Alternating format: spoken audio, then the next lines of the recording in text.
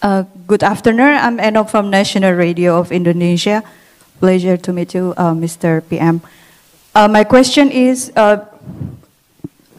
what we see, what was happening in Thailand and Cambodia.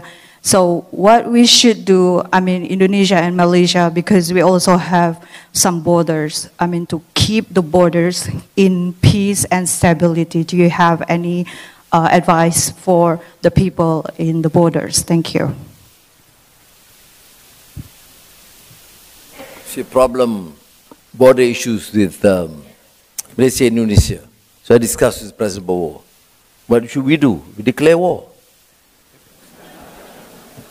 So if we don't want to do it, we have to find an amicable resolution to the conflict. And that's a choice. In Parliament, when the members of the opposition Islamic Party started attacking me about Sulawesi and Ambalat, and they said, no, you should surrender, not surrender this. I said, you have a choice. You go to war or you negotiate. Sane people must choose the road to negotiate. And precisely that was what we did. And in process of negotiations, there is, of course, a win-win, give and take, based on, of course, the rules of law. Look at UNCLOS, 1982, look at agreements, look at historical antecedents, and find a resolution. I'm very optimistic, and I think Indonesian president, and for that matter, many of the other countries, Malaysia is essentially a maritime country. We have issues, border issues, with almost every country. But we don't go to war. We have excellent relations. So work on the positive side. Which particular area of the border we can immediately resolve, and defer those that we cannot. But it should not be an issue that could create differences, and there should be, as I said, sanity in the sense that to respect these differences for a while and not be seen unnecessarily to provoke. And I'm happy that we have achieved that. Now, if it's an issue talking about issues, there are issues. The team working on it, and I am very optimistic that it can be resolved, even if we can't, as we have not resolved in the last 60 years, and it has not adversely affected our relations. We are in the best of terms, there's a level of trust, and all other issues that can be resolved, we should resolve. So I think that should be the position taken, and I'm very fortunate that there's a position taken by all our countries, our neighbors within ASEAN. Hopefully, this is also the spirit in the international community. Terima kasih.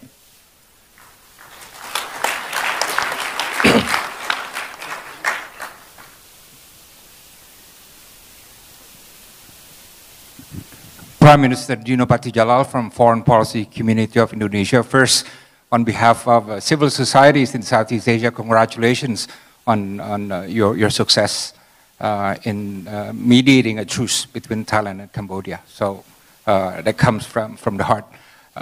Prime Minister, we fully support the notion of people-centered ASEAN community, and we pledge to make that strategic vision a success. However, it seems that ASEAN community is strong at the top, among the leaders, ministers, diplomats, and officials, but not so strong at the bottom, because the civil societies are still pretty much disconnected. And a lot of the civil societies in ASEAN do not know one another and have not caught on to the ASEAN vibe as well.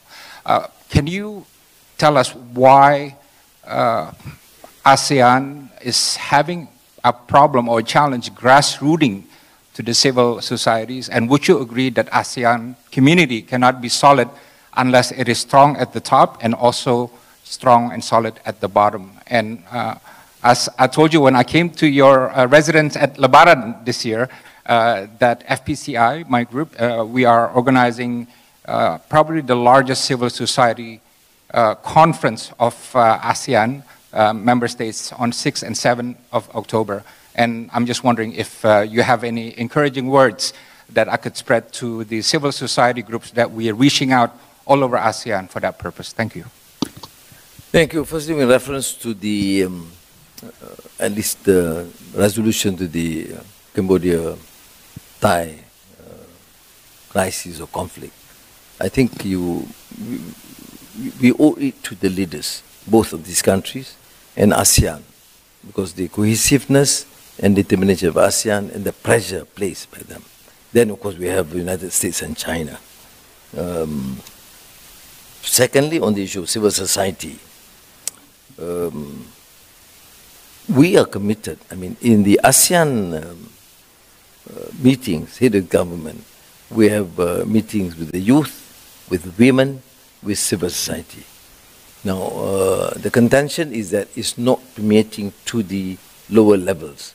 Okay, inshallah, we'll have to do a bit more to encourage the various levels of engagement, and I think this can be done. But it's a major start. I mean, a good start, as I've seen in all our meetings. We have a special session that leaders have to listen, and I think this will continue even at the next summit, and for the 6th, 7th October conference of civil society leaders or representatives. I'm sure that we will do whatever we can to support this sort of engagement. If there's any faults or failures, you blame the Secretary General, as I've said before. But I'm sure he will, of course, try to coordinate that, to instill that sort of commitment and support by governments particularly. So, because of course not all governments within ASEAN has that level of commitment to support democratic practice and what we call the role of the civil society. But I think this can be encouraged, by at least as a policy, all have endorsed. Okay, and to me it's very critical to succeed, to ensure success of a democratic system. Not only political parties, I mentioned but the habits of the heart of Tocqueville, he also mentioned intermediate associations, which is now being the role played by the civil society. And I truly believe that the role of civil society for specific interests to cater for the needs of various sectors of the people must be more effective, because that renders participatory democracy, in the sense that we actually listen to all. Thank you.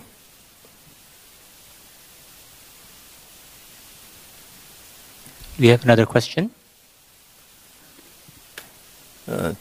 So, may I conclude by expressing my thanks again to Secretary General, to all of you present. I do apologize for starting a bit early, and you have not lost much, but you can read the newspapers and the social media tomorrow. Thank you very much. Assalamu alaikum.